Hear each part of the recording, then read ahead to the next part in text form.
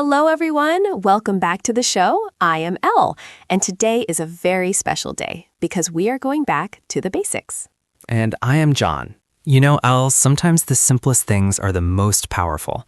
Today we are talking about the simple present tense. Exactly.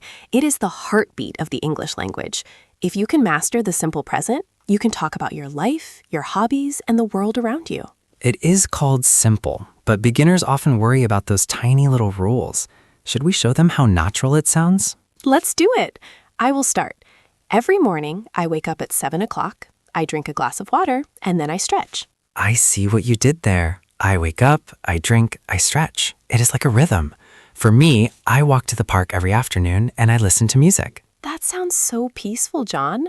Now let's remind our friends about the S. When we talk about a friend, like John, I say, he walks to the park. Oh, there it is, that little S at the end of the verb. It's a small sound, but it makes you sound so much more confident. It really does. Think of it like a secret code for he, she, and it. She plays the piano. He cooks dinner. It rains in the spring. If you make a mistake, do not worry. We all do.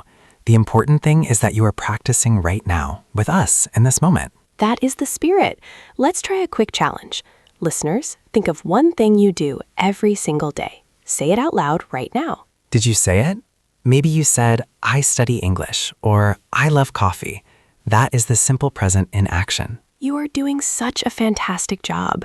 Remember, progress is not about being perfect. It's about showing up and trying. We are so proud of you for taking this time for yourself today. English is a journey, and you are on the right path. Keep practicing those daily routines. We'll be back soon with more tips. I am Elle. And I am John. Keep it simple, keep it fun, and keep speaking. Goodbye, everyone.